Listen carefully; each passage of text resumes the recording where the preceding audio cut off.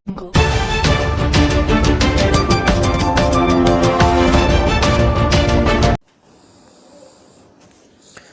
भाटपाड़ा जाएगी हुक्मरान जमात तृणमूल कांग्रेस की रियासती वजीर की एक टीम, जिसमें करीब 6 वजीर और दीगर अहम लीडरान शामिल होंगे।